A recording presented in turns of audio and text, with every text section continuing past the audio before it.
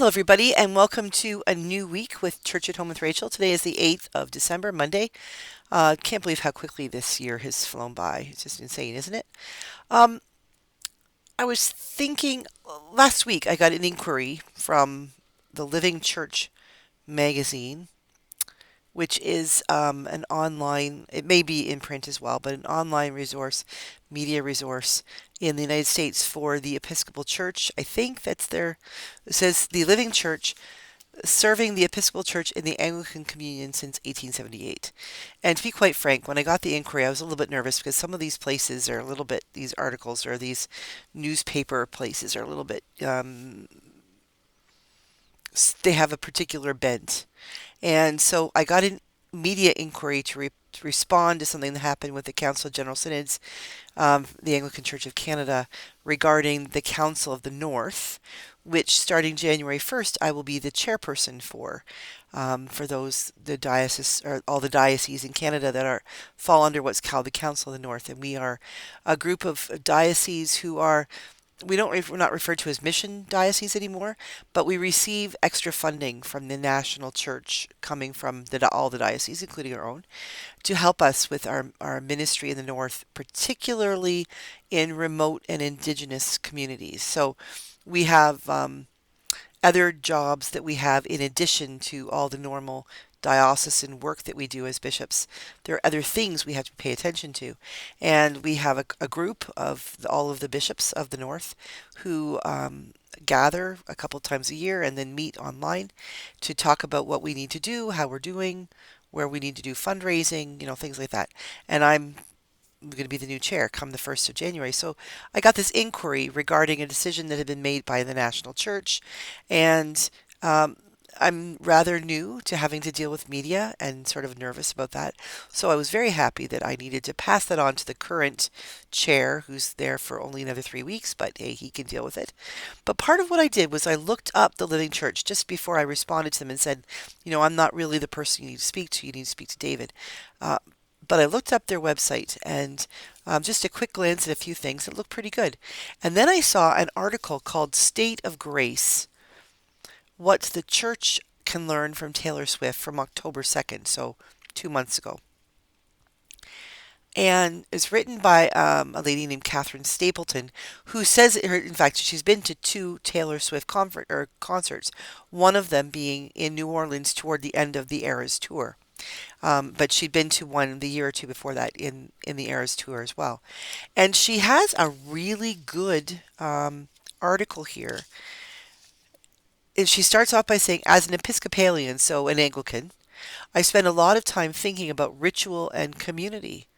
That may be why, when I attended Taylor Swift's Eras tour, once in 2023 and again in 2024, I couldn't help noticing how stadiums full of fans echoed the rhythms of church life, the shared symbols, the call and response, the sense of belonging. And it really got me thinking about the fact that, I do like Taylor Swift. I am not a Swiftie. Don't know all her music. Don't I own like one of her albums from like her first album. I have to admit I have not been a solid fan all along because I really liked her when she came out as a young country artist. And then when she pivoted to the pop world, um, she was young, and I need to be gracious about that because she was young and she had management that turns out wasn't so great, and some of her music I found like ugh, not my style. Her attitude, again, the look, and she's great. Like the thing is that one of the things the gifts of Taylor Swift is that we have watched her grow up. And if we are patient and we are open, we acknowledge that she's had rhythms. And that's very much, I guess, what the Eras tour was about. The very different eras through which her music has evolved and how she has evolved and how she presents that to her audience. And this article, I really do commend it to you. It's called the website's called The Living Church. And if you go on there, you can check it out. It's fairly quickly on the if you scroll down a little bit, this particular article jumps out. But it really made me think about the fact that the church does have something that we need to learn from the world. And they talk about. She talks the article. The author talks about things like colors of the seasonal colors that we have. You know, green for the ordinary time, and blue for Advent, purple for Lent, white for Christmas and Easter, red for Pentecost, things like that. And the fact that people in the church world connect with those things. Those things have meaning. Those colors don't just show the color that's hanging on the altar, or what the priest is wearing around their neck or in their chasuble. Those colors hold a whole story, the backstory of something that we don't talk about much. But for people who've grown up in the church, or people who really study the church or pay attention, it says a lot right there without speaking. It gives you that whole thing. It's like, when people talk about when they run into somebody they haven't seen for years and they can just pick up where they left off. That's because you have that whole history, that foundation of story, shared story, that you don't need to reintroduce to each other every time you get together. It's so embedded in who you are. You just start from where you left off. And that's very much like what happens for Swifties. The very different, the way that Taylor Swift, the costumes she used that showed the eras, the bracelets, the trade bracelets that people would share, that, you just, if you know, you know. If you're a Swiftie, then you know what these trading bracelets are about, what the colors mean, and what they mean. And that's really important, because people, we sometimes, the church people, some of us old people in the church, a lot of priests in the church, bishops too, tend to get a little grumpy about that. Well, that's just frivolous. That's just secular society, has no meaning. But the fact is, it does, and we do it in the church as well. We have these sort of, not secret symbols, but we have these things that are so much embedded into who we are that we forget to share them with new people.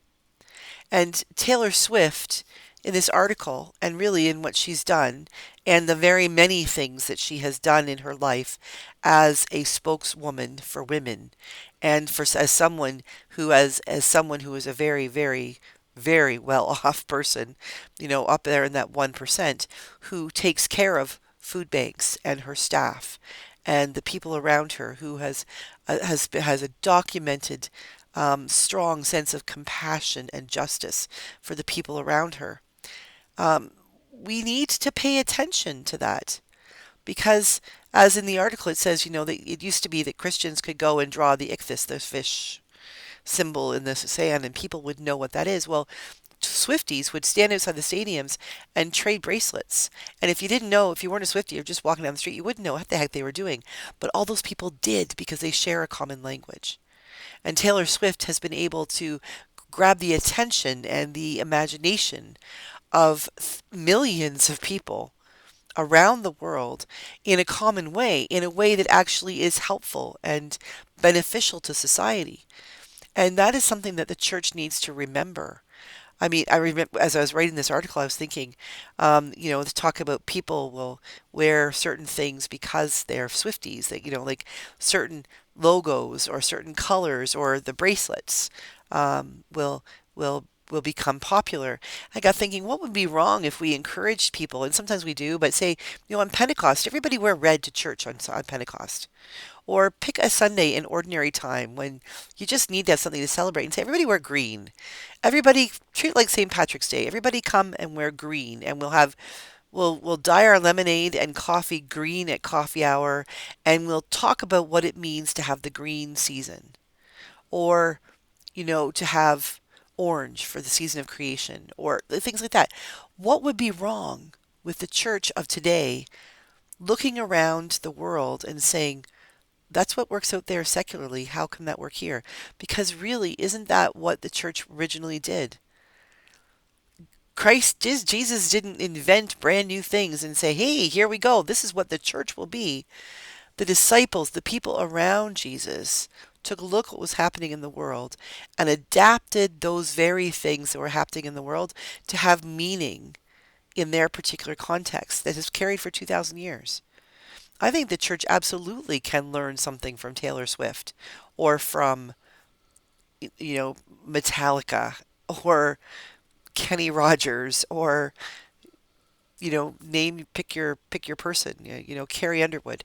There are so many things that we need to stop saying poo poo to and say, wait a minute. We as the church need to find ways to intersect with secular society if we are going to share the good news we have with the people. Taylor Swift sat down with her guitar and wrote a song, and then had to figure out how to get that song out to the people, and then how to get the people to love that song enough that they come back and want to find out more. Well, guess what? The church has Jesus Christ. And we live in a society that doesn't really know that anymore. Christianity is not a given. So, how do we as the church write that song and get it out to the people, and inflame them so much with a desire to learn more about the one we spoke about or sang about with that song that they come and join us, or invite us to come and join them, that we can inflame their hearts, that we can make more Christians the way Taylor Swift has made more Swifties? How can we learn? And not being facetious, I'm serious. I keep playing with this bracelet before I go. It says, "You are loved." And this, my sweatshirt says, "You are enough." These are gifts from my husband, and on the back of my shirt, it says, where you can see it if you're standing behind me in line, something, it says something about the fact that no matter how you're feeling, what you're feeling about yourself today, you are loved. You are enough. And the person in front of you, mean the person that's wearing the sweater that you're reading, loves you. And it was started, I believe, I might be wrong, but it was started by a veteran who recognized that other veterans were feeling like they weren't being heard and they weren't loved, that they weren't enough. They got out of the military and they were thinking about suicide and things like this. And this person or this group of people came together and said, what can we do to help people? And so Rob has become a big supporter of these. And we have probably 5 or 6 of these sweatshirts in different colors and sizes kicking around the house. And yesterday he gave me this purple-ish. I don't wear things like this. I don't. I'm not a bracelet kind of person. But I think I will, because it's a reminder, not to me that I am loved, and it says you are loved and you are enough. It's not that I need to remember this, but I need to remember that everybody I see, I make sure I share that with them. So it's not a Swiftie bracelet. It's a you are loved, you are enough bracelet. And I'm going to wear it. And I'm going to remind myself every day, every time I see this, that it's my job to tell other people that they are loved and that they are enough. So I start with you. May you know this day that you are enough and you are loved. Have a great day. God bless you. And I will see you again tomorrow for Church at Home with Rachel.